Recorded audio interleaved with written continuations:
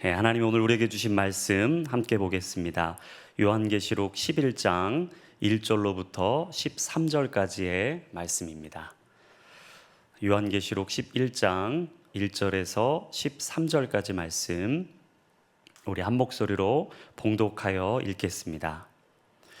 또 내게 지팡이 같은 갈대를 주며 말하기를 일어나서 하나님의 성전과 제단과 그 안에서 경배하는 자들을 측량하되 성전 바깥마당은 측량하지 말고 그냥 두라. 이것은 이방인에게 주었은즉 그들이 거룩한 성을 42달 동안 짓밟으리라. 내가 나의 두 증인에게 권세를 주리니 그들이 굵은 베옷을 입고 1260일을 예언하리라. 그들은 이 땅에 주 앞에 서 있는 두 감람나무와 두 촛대니 만일 누구든지 그들을 해하고자 하면 그들의 입에서 불이 나와서 그들의 원수를 삼켜버릴 것이요 누구든지 그들을 해하고자 하면 반드시 그와 같이 죽임을 당하리라. 그들이 권능을 가지고 하늘을 닫아 그 예언하는 날 동안 비가 오지 못하게 하고 또 권능을 가지고 물을 피로 변하게 하고 아무 때든지 원하는 대로 여러 가지 재앙으로 땅을 치리로다. 그들이 그 증언을 마칠 때에 무적행으로부터 올라오는 짐승이 그들과 더불어 전쟁을 일으켜 그들을 이기고 그들을 죽일 터인즉 그들의 시체가 큰 성길에 있으리니 그 성은 영적으로 하면 소돔이라고도 하고 애굽이라고도 하니 곧 그들의 주께서 십자가에 못 박히신 곳이라. 백성들과 족속과 방언과 나라 중에서 사람들이 그 시체를 사흘 반 동안을 보며 무덤에 장사하지 못하게 하리로다.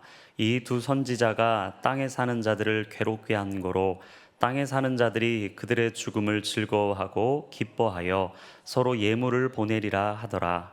3일 반 후에 하나님께로부터 생기가 그들 속에 들어가매 그들이 발로 일어서니 구경하는 자들이 크게 두려워하더라. 하늘로부터 큰 음성이 있어 이리로 올라오라 함을 그들이 듣고 구름을 타고 하늘로 올라가니 그들의 원수들도 구경하더라. 그때 큰 지진이 나서 성 10분의 1이 무너지고 지진에 죽은 사람이 7천이라. 그 남은 자들이 두려워하여 영광을 하늘의 하나님께 돌리더라. 아멘. 저는 삶의 나른함이나 지루함, 영적인 매너리즘이 찾아올 때면 항상 저의 삶에 새로운 도전을 경험하기 위해서 찾는 곳이 있습니다. 그곳이 바로 중고 서점입니다. 누구나 한 번쯤 스쳐갔을 그 책 한 권이 그 사람의 인생을 바꾸고 그들의 인생 속에서 새로운 스토리로 만들어갔던 그 이야기를 저 스스로도 다시 깊이 있게 들여다보고 바라볼 때면 큰 도전과 영감을 받을 때가 있습니다. 누군가의 손때가 묻은 그 책을 펴보면서 그들의 삶에 배어 있었던 인생의 냄새를 맡아본다는 것은 사실 우리가 한 번도 가보지 않은 새로운 인생의 길을 걸을 수 있는 또 다른 축복의 시간이라고 생각이 됩니다. 제가 중고 서점에 가서 여러 가지 책을 살펴보고 있는데 제 눈에 한 책이 들어왔습니다. 그 책의 이름은 가르시아 장군에게 보내는 편지라는 책입니다. 이 책은 사실 한 100여 쪽밖에 되지 않는 한 손에 쥐어질 만한 얇은 책이었습니다. 이 책의 제목이 참 흥미롭고 호기심이 생겨서 찬찬히 그 책을 챙겨보고 있는데요. 책의 내용도 아주 간단했습니다. 미국이 스페인으로부터 쿠바를 독립시키기 위해서 그 당시 전쟁을 치르고 있을 때의 실화를 배경으로 쓰여진 이야기였습니다. 미국의 맥키니 대통령이 쿠바 반군의 장군이었던 가르시아 장군에게 중요한 비밀 문서를 전달하는 내용이었습니다. 그런데 문제가 있는 겁니다. 그 편지를 받아야 될 가르시아 장군이 지금 쿠바 지역에 어디에 있는지 어느 누구도 알지 못하는 상황이었습니다. 그의 소재가 파악이 되지 않으니 이 편지를 전달하고 비밀 문서를 전달해서 이 전쟁을 지혜롭고 슬기롭게 옳은 방향으로 이끌어갈 방법이 없었던 겁니다. 모든 사람들이 얘기하기를 아마 가르시아 장군이 쿠바 밀림 어딘가에 있을 것입니다 라는 이야기뿐이었습니다. 그런 상황 속에서 오늘 이 책의 주인공인 로안 중이가 등장을 합니다. 이에게 편지가 전달이 되었고 이 임무를 잘 감당해서 결국 로안중이는 그 편지를 가르시아 장군에게 잘 전달했다. 이게 지금 이 책의 시작부터 끝의 스토리 끝입니다. 우리 성도님들 들어보시니까 너무 허무하지 않으십니까? 저도 이 책을 쭉 살펴보는데 조금 허탈했습니다.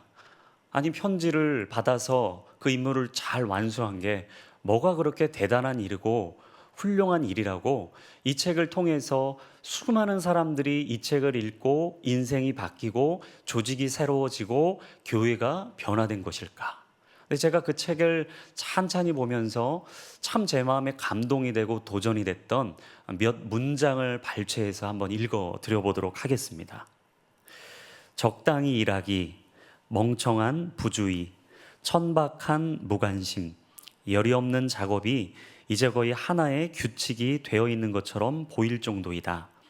지금 내가 말하고자 하는 것은 이것이다.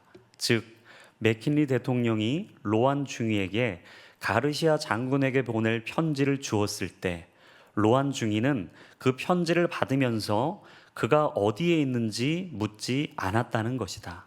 주어진 임무에 대한 충성심은 일을 처리하는 유능함보다 훨씬 가치 있는 것이다. 여러분, 이 책에서 지금 말하고자 하는 요지가 생각이 딱 잡히십니까? 우리 주변을 돌아보면 이런 사람들이 너무나 많다는 겁니다. 무성의하고 무관심하고 무책임하고 자신에게 맡겨진 임무와 책임을 다하지 않은 채 그냥 자신의 감정이나 상황과 환경에 매몰돼서 그냥 그대로 쉽고 편하고 가능하고 자신의 유능함을 뽐낼 수 있는 일만 찾아다니는 사람들, 그런 사람들이 이 시대에 너무나 많다라는 거죠. 그런데 이 책에서 말하고자 하는 것은 그 무엇보다도 가장 중요한 것은 내게 주어진 임무에 대한 충성심이다라는 것입니다. 여러분, 그런 관점으로 제가 성경을 다시 살펴보니 마치 이 성경 속에 있는 모든 인물들이요, 이 가르시아 장군에게 변했던 편지의 주인공이었던 로안 중위와 같다라는 생각이 들었습니다. 구약의 대표적인 인물이었던 아브라함은 어떻습니까? 분명히 그는 할아버지, 아버지로부터 전해오던 삶의 모든 것을 잘 이어받아서 편안하고 쉽고 노년의 안락함을 충분히 누릴 수 있는 상황이었습니다. 그런데 하나님으로부터 그에게 임무가 주어집니다. 내가 너에게 보여줄 땅으로 가라는 겁니다. 그의 나이는 75세. 아마 우리 성도님들도 대충 이 마음을 딱 이입을 해보시면 오늘 우리 성도님들에게 주시는 도전이요 메시지라는 아마 마음도 있으실 겁니다. 아브라함은 그 얘기를 듣고 나서 로안 중위가 가르시아 장군이 지금 어디 있는지 묻지 않았던 것처럼 아무런 질문이 없는 채 그냥 그 자리를 일어나서 하나님이 보이신 땅으로 갑니다. 근데 가는 것으로 끝나는 게 아니라 분명히 아들을 주신다고 했는데 25년 동안 깜깜무소식입니다. 보이지 않습니다. 잡히지 않습니다. 막막합니다. 근데 그 아들을 주시더니 이제는 그 아들을 내게 바치라는 겁니다. 또 다른 그 임무 앞에 아브라함이 어땠습니까? 묻지도 따지지도 않고 아침 일찍 일어나서 그 임무를 완수하기 위해 그 자리로 가는 것이죠. 여러분, 그러고 나서 아브라함은 하나님 앞에 그 임무에 대한 충성심으로 순종했습니다. 우리 신약 시대의 가장 대표적인 인물인 바울도 마찬가지죠.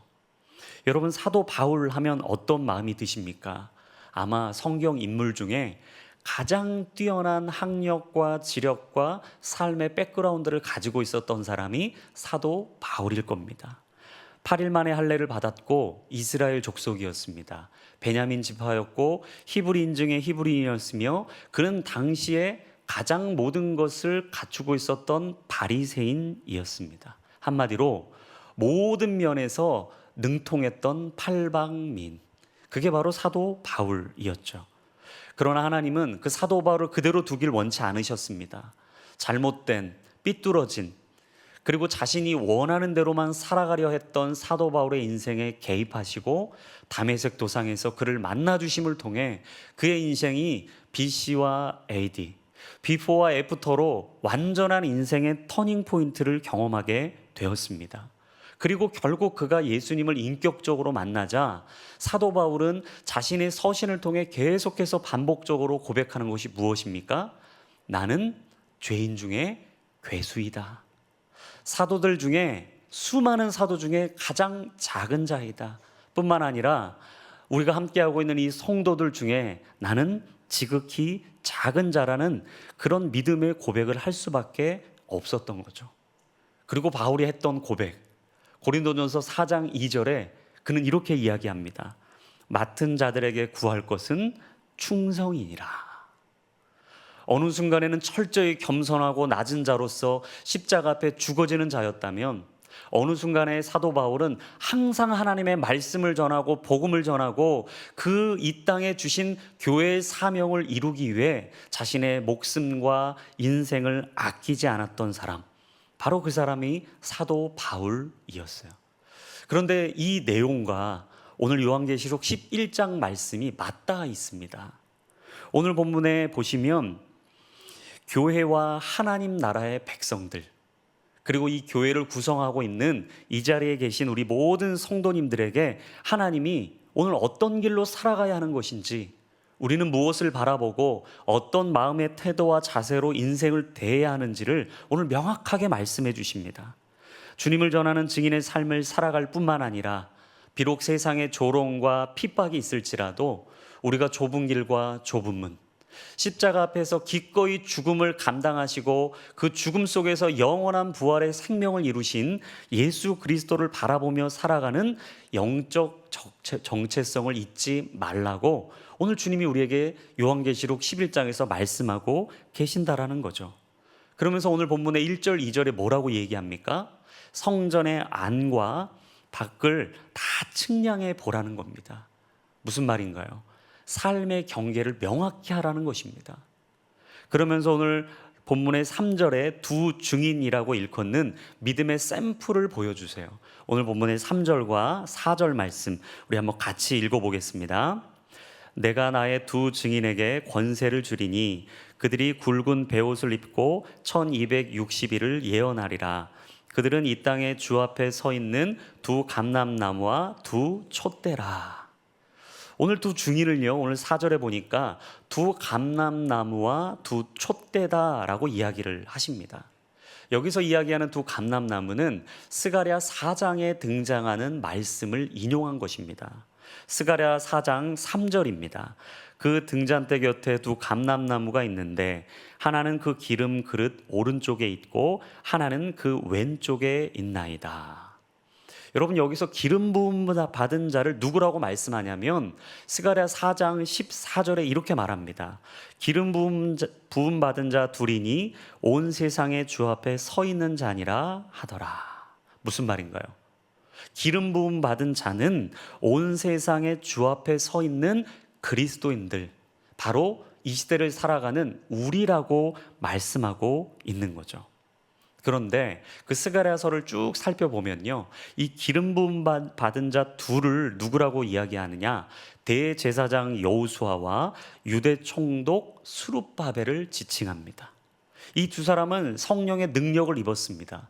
그리고 하나님께서 성전의 재건을 이루라 말씀하신 미션과 임무를 마치 로한 중이가 가르시아 장군에게 목숨과 생명을 걸고 이루었던 것처럼 그 미션을 이루었습니다.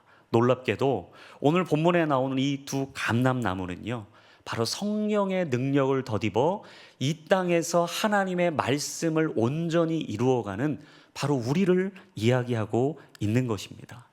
그리고 두 촛대는 무엇일까요? 우리가 요한계시록을 쭉 지금 강해로 새벽에 묵상하고 있는데 요한계시록 1장 20절 말씀에 보시면 내가 본 곳은 내 오른손에 7별의 비밀과 또 7 금촛대라. 7별은 7 교회의 사자요 7 촛대는 7 교회니라. 여러분, 7 촛대, 그것이 무엇이라고 말씀합니까? 7 교회라는 것입니다. 한마디로 두 감람나무와 두 촛대를 딱 합쳐서 종합해 보면 이것은 성령의 능력을 받아 영적인 하나님의 일꾼으로서 증인의 삶을 감당하고 있는 이 시대의 그리스도인들, 그리고 또한 이 시대에 세워져 있는 하나님 나라의 교회를 이야기하는 것입니다. 여러분, 바로 우리가 오늘 이 두 증인이라고 성경은 말합니다. 근데 그 두 증인이요, 입었던 옷이 좀 특이합니다. 오늘 3절을 한번 다시 보시겠습니까? 3절을 보니까 그 두 증인이 권세를 덧입었는데 그들이 입은 옷은 무엇입니까? 굵은 베옷이었습니다. 여러분, 구약을 보면 이 굵은 베옷은 하나님의 백성들이 말씀 앞에 바로 서지 않고 우상을 숭배하거나 자신이 원하는 길로 가고 있을 때 선지자들, 예언자들을 통하여서 회개를 촉구할 때 입었던 옷이 바로 굵은 베옷입니다. 요나서 3장 5절 말씀입니다. 니느웨 사람들이 하나님을 믿고 금식을 선포하고 높고 낮은 자를 막론하고 굵은 베옷을 입은지라. 여러분, 요나서 말씀을 잘 아실 겁니다. 우리 김종호 목사님이 요나서 말씀으로 마치 자신 같다라는 얘기를 여러 번 설교 때 이야기하셨는데, 저도 이 요나서를 쭉 묵상하다 보면 언제나 연약하고 부족한 제 모습이 투영이 되고, 아마 이 자리에 계신 모든 분들이 다 정말 내 모습이다 라고 생각이 드실 거예요. 여러분, 요나가 어땠습니까? 하나님께서 니느웨로 가서 하나님의 심판과 회개를 촉구하라고 했을 때 그는 이곳으로 가길 원치 않았습니다. 왜 그랬을까요? 미웠거든요. 자신의 민족을 처절하게 짓밟았던 그 민족에게 가서 내가 용서를 구하라고, 하나님이 너희들을 심판할 것이니 빨리 회개해야 하지 않으면 너희는 징벌을 받을 거라는 이야기를 하고 싶지 않은 겁니다. 마치 우리가 누군가 미워서 그 사람에게 좋은 걸 주고 싶지 않은 것처럼, 기쁜 소식을 나누고 싶지 않은 것처럼, 그 사람에게 복음만큼은 들어가지 않고 싶은, 아니 하나님이 저 사람을 어떻게든지 처벌하고 징벌해 주길 원하는 그 얄팍한 우리의 마음이 요나에게도 있었어요. 하지만 요나는 내키지 않았으나 하나님의 여러 가지 기적적인 방법으로 그 땅에 갑니다. 그리고 선포하죠. 지금 너희들이 회개하고 주님 앞에 돌아오지 않으면 이 땅에 차마 감당하지도 못할 심판이 임할 것이다. 놀랍게도 요나의 예상과는 다르게 그 땅의 사람들이 하나님의 음성을 듣습니다. 그리고 굵은 베옷을 입고 하나님 앞에 자복하고 통회하며 회개하는 장면이 바로 요나서 3장 5절입니다. 여러분, 이런 맥락을 통해서 오늘 본문의 두 증인이 굵은 베옷을 입었다라는 것, 그들에게 무슨 임무가 있는 걸까요? 무슨 사명이 주어진 걸까요? 바로 이 땅에 하나님 앞에 회개를 촉구하는 사명이 주어진 것입니다. 바로 우리에게도 그 사명이 있습니다.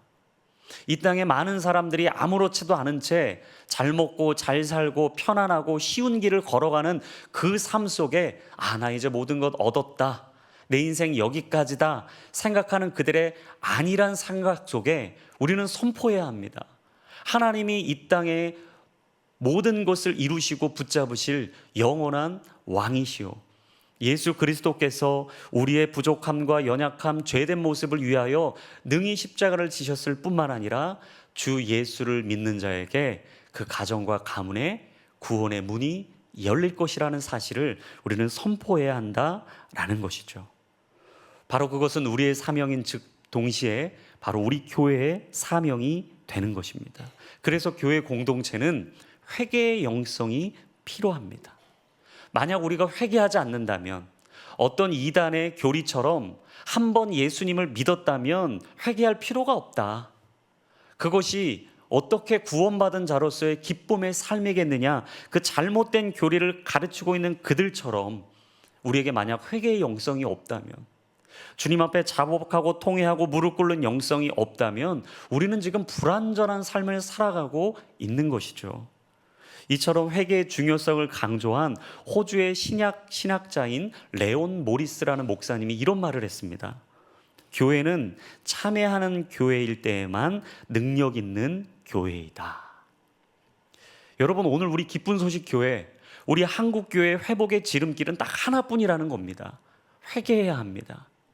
우리의 잘못을, 우리의 무능력을, 우리의 연약함을, 우리의 어두움을, 우리의 잘못된 삶의 걸음걸음을 하나님 앞에 참회하고 통회하고 눈물을 흘리는 이 회개가 있을 때에만 우리는 이 땅에 다시 한번 부흥의 은혜를 경험하게 될 것입니다. 그렇다면 여러분, 우리가 주님 앞에 뭘 도대체 회개해야 할까요? 어떤 부분을 하나님이 회개하기를 원하시는 걸까요? 오늘 본문의 5절, 6절의 말씀입니다. 우리 한 목소리로 읽겠습니다. 시작.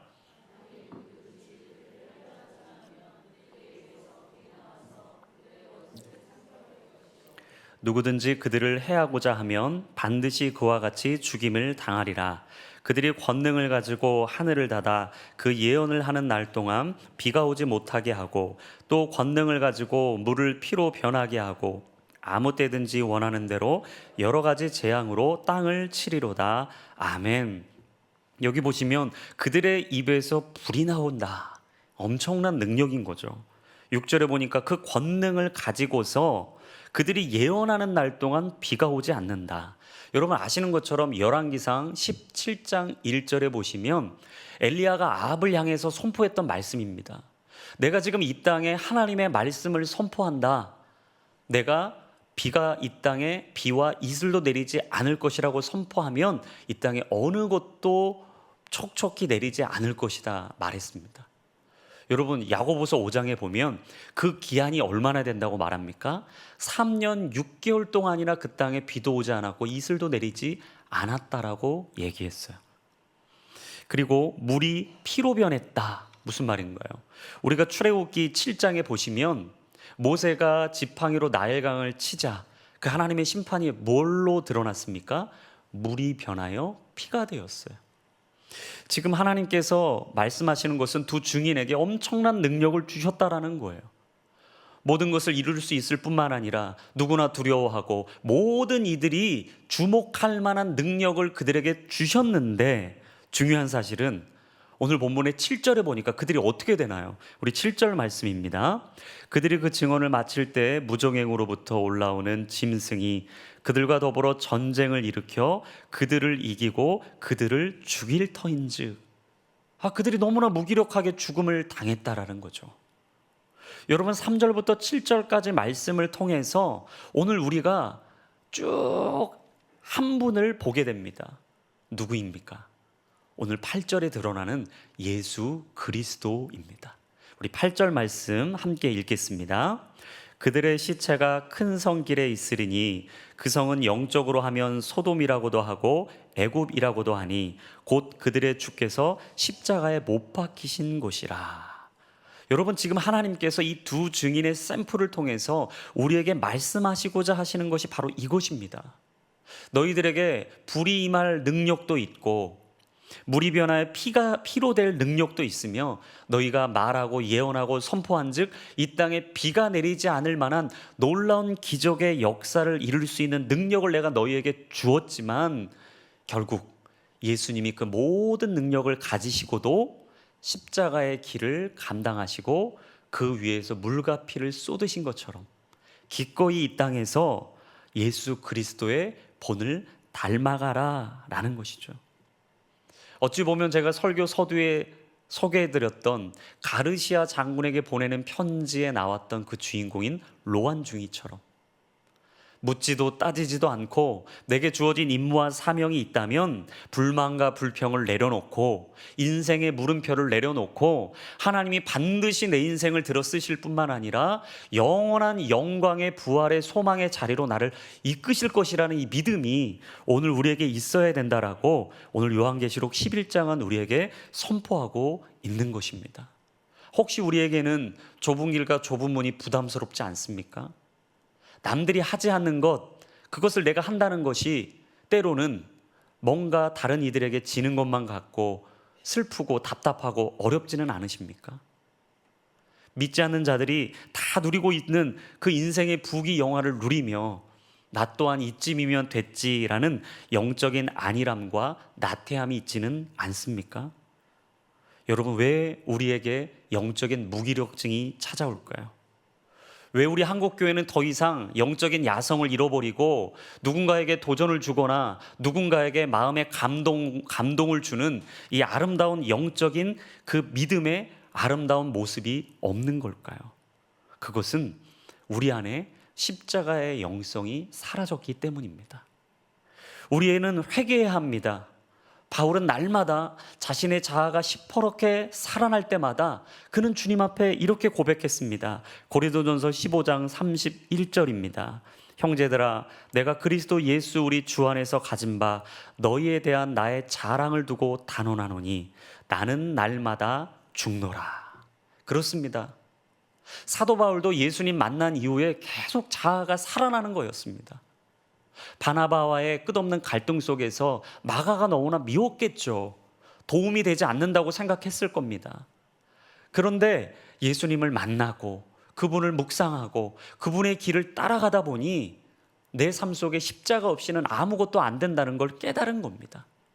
십자가의 그 길의 고통 속에서 내가 다시 살아나게 된다는 걸 알게 된 거죠. 그래서 바울은 이야기합니다.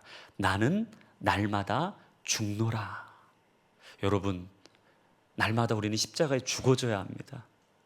혹시 오늘 남편이 너무나 미우셨습니까?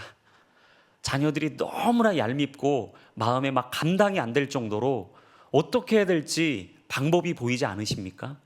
딱 하나입니다. 나는 날마다 죽노라. 내가 죽으면 주님이 살아나십니다.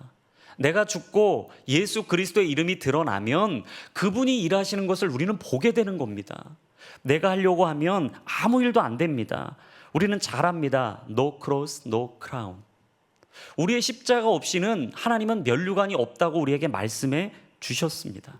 고난 없이 영광도 없는 것처럼 십자가 없이는 면류관은 없는 겁니다. 놀라운 사실은 그 십자가의 길로 지나가는 모든 인생마다 하나님은 그 십자가 앞에서 죽음으로 끝내지 않으신다라는 거죠. 여러분, 왜 우리에게 이 십자가가 부담스러운가? 우리는 십자가가 끝이라고 생각합니다. 내가 죽으면 그걸로 끝난다고 생각해요. 아닙니다. 예수님께서 우리에게 보여주신 것은 무엇입니까? 십자가에 죽어지시고 끝난 게 아니라 3일 만에 살아나시고 부활하시고 승천하셨습니다. 여러분 믿으십니까? 여러분, 우리는 그걸 믿는 사람들입니다. 놀랍게도 영국의 유명한 언어학자였던 도로시 세이어스라는 분이 이런 말을 했어요. 하나님은 십자가에서 예수님의 피 묻은 가시 면류관을 빛나는 영광의 면류관으로 바꿔주셨다. 예수님의 피 묻은 그 가시 면류관 모두가 조롱했습니다. 손가락질했습니다. 비웃었습니다. 네가 진정으로 하나님의 아들이면 그곳에서 내려오거라. 얼마나 수치스러운 이야기와 비아냥거리는 이야기를 들으셨습니까? 근데 놀랍게도 하나님께서 예수 그리스도의 피 묻은 가시 면류관을 영광의 면류관으로 바꿔주셨다라는 거예요. 믿음의 주요 온전케 하신 이인 예수를 바라보자. 그는 그 앞에 있는 부끄러움을 개의치 아니하시고 하나님 보좌 우편에 앉으셨느니라. 할렐루야. 예수님은 지금 보좌 우편에 앉아 계시고 오늘 그 길을 함께 걷고자 하는 우리에게 말씀하십니다. 걱정하지 마라. 그 자리는 죽음으로 끝나는 자리가 아니요 영원한 부활의 생명으로 나아갈 믿음의 통로라는 것이죠. 번어게인. 여러분, 우리는 다시 살아날 것입니다. 그리고 그분과 함께 영원한 생명으로 나아가게 될 거예요. 그래서 우리 성도님들 기억하셔야 됩니다. 예수님의 십자가 사건은 죽음의 사건이 아니라 생명의 사건입니다. 무덤으로 들어가시고 끝나는 사건이 아니라 부활의 영광으로 다시 나오시는 사건이었음을 날마다 기억하시고 선포하시기를 간절히 소망합니다. 근데 이 고백이 있으면 여러분, 우리가 11절로 가게 돼요. 오늘 본문의 11절입니다. 우리 함께 읽겠습니다. 3일 반 후에 하나님께로부터 생기가 그들 속에 들어가매 그들이 발로 일어서니 구경하는 자들이 크게 두려워하더라. 아멘입니다. 여러분, 죽음으로 끝나지 않죠. 오늘 성경도 말합니다. 하나님께서 생기를 그들 속에 들어가게 하매 그들이 어떻게 됐다고요? 발로 일어서게 됐다. 놀라운 사실은 그 주변에 있었던 모든 사람들이 다 그들을 보고 구경할 뿐만 아니라 크게 두려워하더라. 이 말씀 딱 보면 구약의 에스겔 말씀 떠오르지 않으십니까? 에스겔 37장에 보니까 그가 보는 모든 것들이 다 죽어 있는 겁니다. 마치 우리가 한국교회를 바라볼 때 우리 한국교회 죽어가는 거 아닌가? 우리 자녀들을 볼 때 우리 자녀들 하나님 앞에 돌아오지 않는 거 보면서 마치 마른 뼈처럼 보일 때 그리고 우리 교회에 있는 모든 다음 세대들이 마치 마른 뼈와 같이 우리 아이들이 생기가 보이지 않을 때, 여러분 그때 요한계시록 37장 4절 5절 말씀에 하나님께서 그에게, 에스겔에게 이런 말씀을 주신 거예요.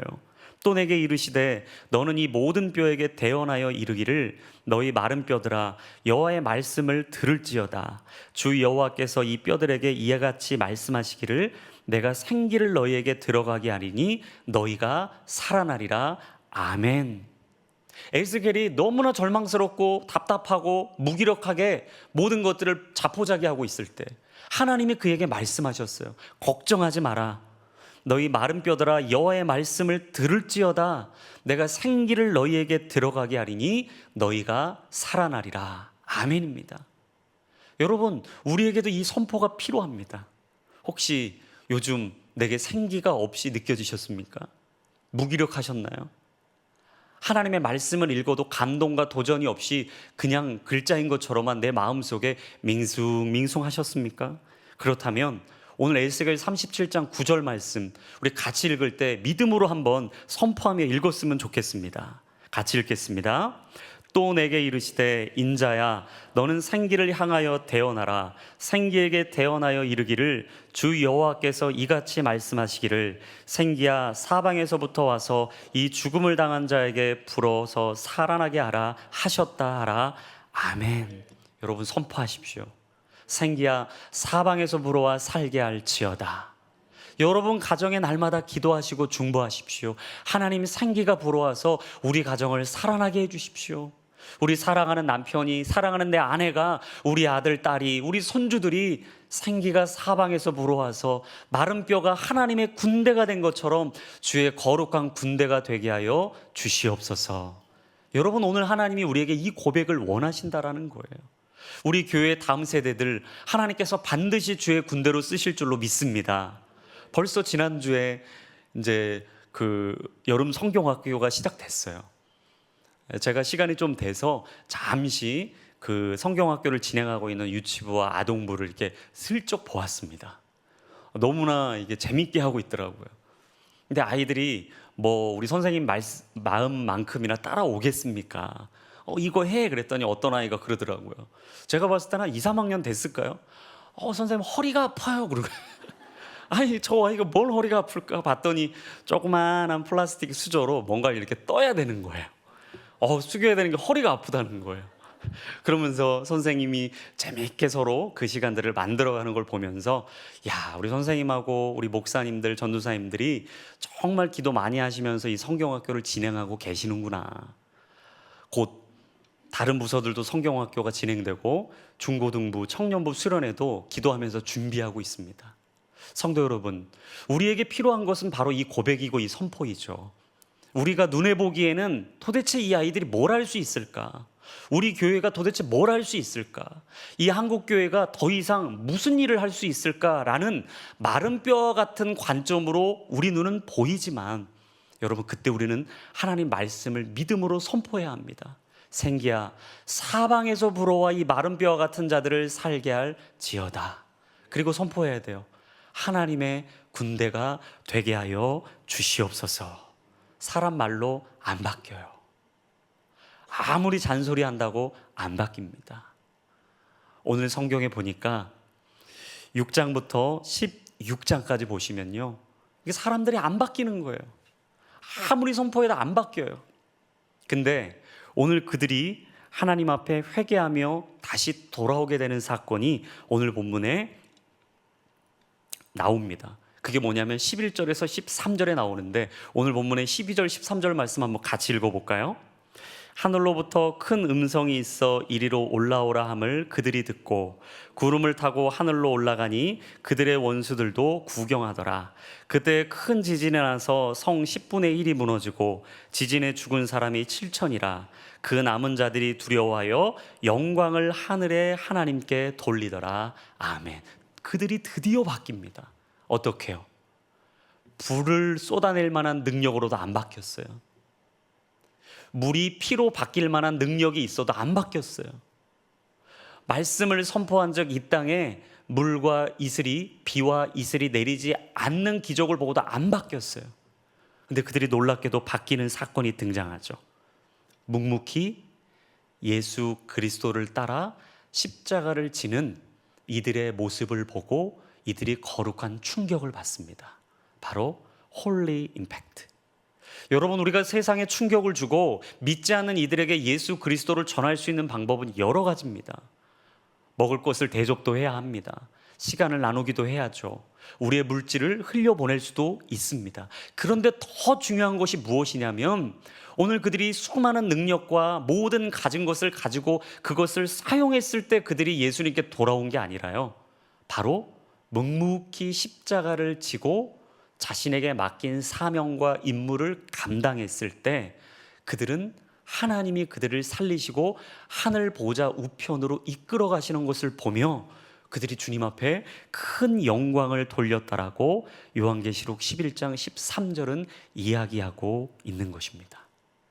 오늘 우리에게 맡기신 임무와 사명, 그리고 우리 기쁜 소식 교회에 허락하신 하나님의 사명, 그것은 우리만 누리고 우리만 살아가는 것이 아닌 하나님의 온전한 뜻을 이루어 말씀을 따라 기꺼이 순종하며 마치 로한 중이가 가르시아 장군이 어디에 있든지 묻지 않고 자신에게 맡긴 임무와 역할을 넉넉히 충성하여 지켰던 것처럼 하나님 나라 가는 그날까지, 천국 가는 그날까지, 생명의 면류관, 의의 면류관 얻는 바로 그날까지 우리는 이 십자가의 좁은 길과 좁은 문을 기꺼이 선택하고 걸어가야 한다라는 것입니다.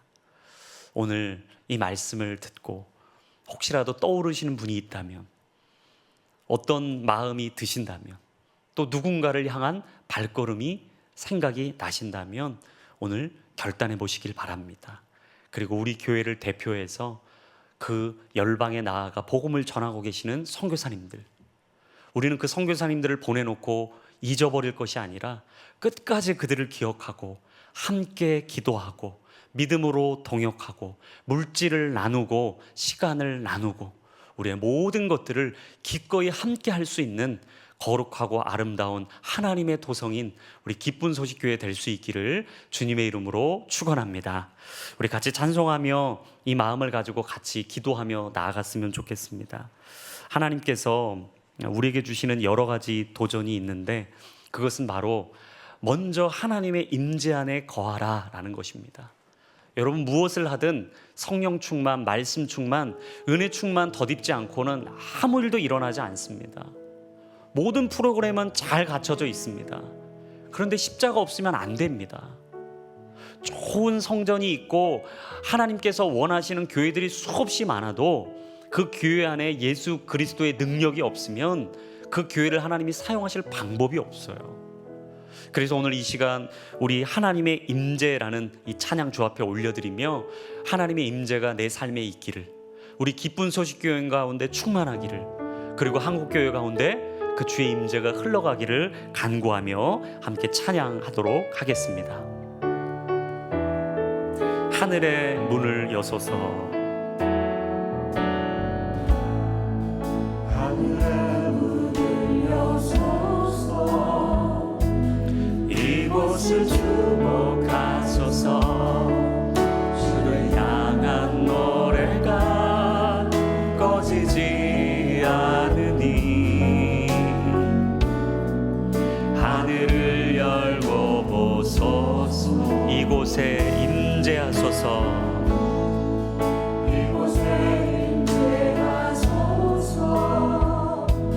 주님을 기다립니다. 기도해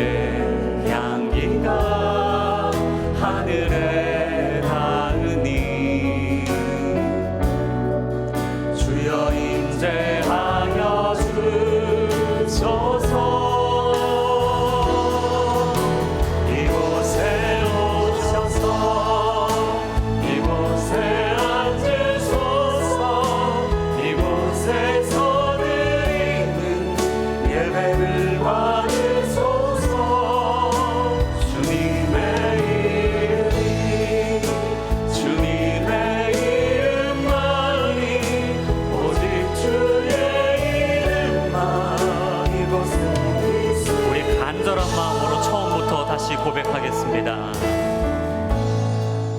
하늘의 문을 여소서 이곳을 주목하소서 주를 향한 노래가 아지지 않으니 하늘을 열고 보소서 이곳에 임재하소서 주님을 기다립니다. 기도의 향기가 하늘에 닿으니 아멘. 주여 임재하여 주소서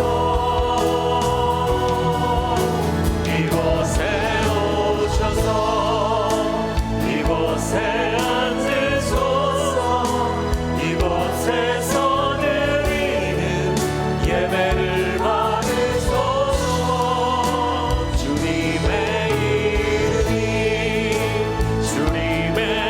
이름만이 오직 주의 이름만 이곳에 오소서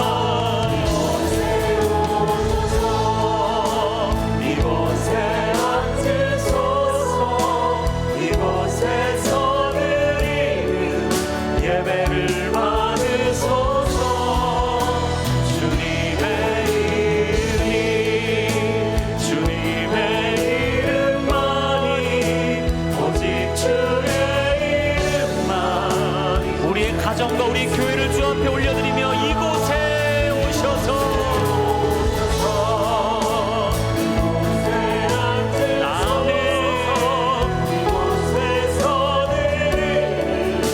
우리의 예배를 받아주시옵소서 주님.